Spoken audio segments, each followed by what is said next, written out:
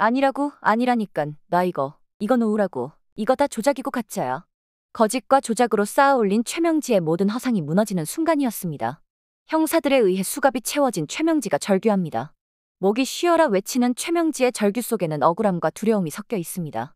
그러나 신여진은 눈 하나 깜빡이지 않고 그저 최명지를 똑바로 응시할 뿐입니다. 눈빛 속에는 더 이상 흔들림도 연민도 없습니다. 오히려 이제야 끝낼 수 있다는 해방감이 스며 있습니다. 최명지를 보며 신여진이 말합니다. 기회 줬을 때 자수했어야지. 기회를 발로 찬 건 너야. 그리고 조용히 중얼거립니다. 네 그 질긴 거짓말은 끝났어. 잘 가 최명지. 그 시각 유일한 증거인 수첩 복사본을 큰엄마에게 넘기고 엄마를 고발하고 온 윤세영의 발걸음은 무겁기만 합니다. 구지석의 오피스텔 앞에 도착한 세영은 한참을 문 앞에서 머뭇거립니다. 도어벨을 누르자 곧 문이 열리고 지석의 잔잔한 목소리가 울립니다. 세영아, 무슨 일이야? 들어와. 거실 안은 은은한 조명 아래 차분한 공기가 감돌았습니다. 두 사람은 말없이 소파에 나란히 앉습니다. 침묵의 시간이 잠시 흐르고 세영은 이내 고개를 들어 지석을 바라봅니다. 눈가엔 눈물이 맺혀 있었고 입술은 말라붙은 듯 파르르 떨리고 있었습니다. 내가 엄마를 보냈어. 지석의 눈썹이 순간 꿈틀거리며 흔들립니다. 그게 무슨 말이야, 세영아? 세영은 눈을 감고 고개를 떨굽니다. 그리고 천천히 마치 자백하듯 이야기를 꺼냅니다. 수첩 복사본 진구 씨한테 넘겼어. 그리고 내가 직접 엄마를 신고했어, 경찰서에. 지석은 아무 말 없이 세영을 바라보다 손을 뻗어 세영의 어깨를 감쌉니다. 세영은 미동도 없이 그대로 있습니다. 엄마가 해외로 나가자고 했었는데 여기 다 정리하고 새 인생 살자고 그랬었는데 근데 나 그 말을 듣고도 결국 신고해버렸어. 그 말이 끝나자마자 세영의 어깨는 무너지듯 떨려옵니다. 눈물이 뺨을 타고 조용히 흘러내렸고 지석은 그런 세영을 조심스럽게 끌어안습니다. 그의 품은 따뜻하고 단단했습니다. 세영은 그 품 안에서 더 이상 말을 잇지 못하고 눈물을 터뜨립니다. 지석은 세영의 등을 천천히 토닥이며 말합니다. 잘했어. 네가 옳은 선택을 한 거야, 세영아. 힘들었지. 얼마나 두려웠을까. 세영은 고개를 젓습니다. 아니야, 아직도 모르겠어. 그게 옳은 건지, 내가 엄마를 팔아버린 건 아닌지. 지석 씨, 나 너무 무서워. 세영의 목소리는 떨렸고 지석은 더 깊게 세영을 안으며 따뜻하게 말합니다. 무서워도 괜찮아. 지금 넌 혼자가 아니야. 내가 여기 있어. 항상 내 편이야. 세영의 손이 조심스럽게 지석의 셔츠 자락을 움켜잡습니다. 그제서야 세영은 처음으로 진심 어린 안도의 눈물을 흘릴 수 있었습니다. 한편 신여진의 집. 거실 문이 열리는 소리와 함께 구하나와 황진구가 나란히 들어섭니다. 조용히 정리된 거실 안. 여진은 우아한 자태로 앉아있다가 고개를 들고 두 사람을 바라봅니다. 여진의 옆에는 윤성우가 조용히 앉아 있습니다. 분위기는 조심스럽지만 어딘가 따뜻한 기류가 돌고 있습니다. 축하드려요. 하나는 또박또박 말을 꺼냅니다. 마주 앉은 여진의 얼굴엔 무거운 시간이 지나간 자국이 아직 남아있었지만 그럼에도 불구하고 오늘은 어딘가 평온해 보였습니다. 여진은 가만히 미소 짓습니다. 고마워. 잠시 숨을 고른 하나는 작게 한숨을 내쉰 뒤 덧붙입니다. 정말 끝난 것 같아요. 드디어요. 윤성우가 조용히 고개를 끄덕이며 말합니다. 다들 도와준 덕분이에요. 여기까지 올 수 있었던 건.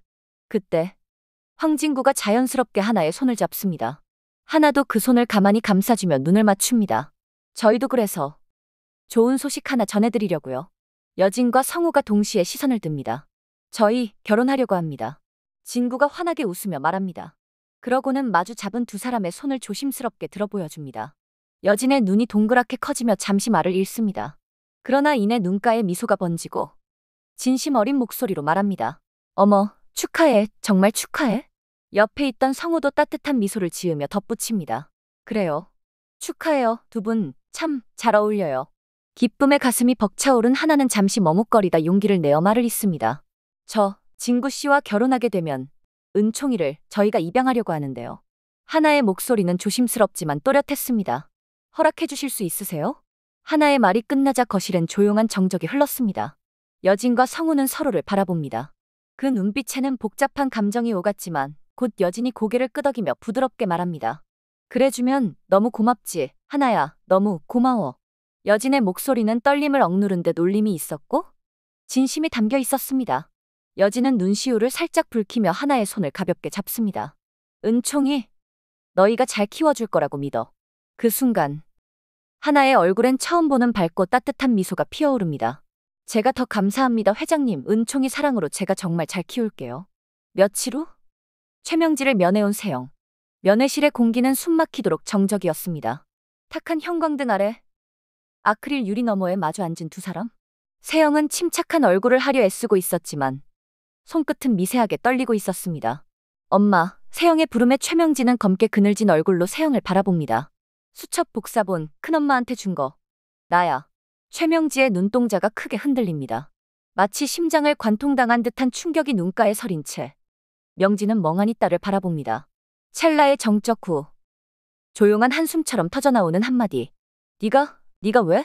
세영은 눈을 질끈 감았다가 조심스럽게 다시 마주합니다. 미안해. 하지만 더 이상 엄마가 죄 짓는 걸 지켜만 볼 수는 없었어. 세영은 손을 가늘게 떨며 말을 이어갑니다. 그리고 나 엄마 마지막으로 보러 온 거야. 앞으로는 엄마 딸이 아니라 윤세영으로 살 거야. 그냥 나답게. 최명지의 입이 벌어집니다. 뭐라고? 명지의 놀란 반응에도 세영은 덤덤하게 말합니다. 엄마 딸 아닌 나로 내가 지은 죄는 내가 감당하면서 그렇게 살고 싶어. 그런 세영을 보며 명지가 다시 묻습니다. 너 지금 엄마를 버리는 거야? 너 이게 뭔 짓인지 알아? 최명지의 목소리는 떨렸지만 감정이 아니라 분노를 참기 위한 떨림이었습니다. 안 돼. 너 그 말 취소해. 세영아, 너 가면 진짜 나 혼자야. 세영아. 차가운 유리 너머로 외치는 최명지의 목소리는 면회실 전체에 울려 퍼졌고 세영은 단 한 번도 뒤돌아보지 않은 채 조용히 걸어나갑니다. 그날 밤 고요한 구치소 내부. 취침 사이렌이 울리고 구치소는 어둠에 잠깁니다. 그러나 단 한 사람. 최명지는 아직 잠들지 못한 채 한 줌 남짓한 책상 위에 놓인 조서를 멍하니 바라보고 있습니다. 그러다 이내 쾅. 명지는 책상을 밀쳐 엎으며 괴성을 질러냅니다. 다 끝났다고 생각하지 마. 눈에는 분노와 배신, 두려움이 동시에 담겨 있었고 손은 감정에 못 이겨 떨리고 있었습니다. 명지는 숨을 헐떡이며 입을 열었습니다. 날 버려? 그래? 내가 누군데 이렇게 무너지면 내가 아니지. 그러더니 명지는 벽을 향해 달려가 손톱이 닳도록 긁어댑니다. 주변 수감자들이 소란에 놀라 벽 너머로 웅성대기 시작하지만 명지는 멈추지 않습니다. 이건 함정이야. 다 함정이라고. 나 혼자 안 죽어. 명지는 마침내 방바닥에 무너지듯 주저앉아 눈을 부릅뜬 채 중얼거립니다. 그리곤 천천히 매트리스 밑에서 종이 한 장과 볼펜을 꺼냅니다. 명지는 그 종이를 여러 번 접었다 펴기를 반복하며 교도소 내부에서 손을 쓸 수 있는 인맥들을 떠올립니다. 무언가를 계산하듯 메모하기 시작하는 최명지. 김교도관 과거 사적인 부탁 이력 있음. 연락 시도 가능? 전 보도국 국장 내 비자금 중 일부 제공 가능. 이에 적은 이름을 연필로 동그라미 치며 명지가 중얼거립니다. 다들 끝났다고 생각하지 마. 진짜 폭탄은 이제부터야. 다음 날 구지석의 사무실. 책상 앞에 선 구지석은 정면 모니터에 뜬 복잡한 금융거래 내역을 묵묵히 바라보다가 이내 비서를 호출합니다. 잠시 뒤 들어온 비서. 네 회장님, 말씀하십시오. 지석은 책상 모서리에 손을 얹은 채 낮고 침착한 목소리로 묻습니다. 최명지 비자금 전액 인출한 거죠? 최명지 명예 혹은 차명 전부요. 비서의 대답은 간결하고 단호합니다. 네. 오늘 오전 마지막 계좌까지 전액 인출 완료되었습니다. 자금은 윤 선생님 측에서 지정하신 공익재단 계좌로 모두 이체됐습니다. 지석은 짧은 숨을 들이마셨다가 한쪽 입꼬리를 살짝 올렸습니다. 됐습니다. 수고하셨어요.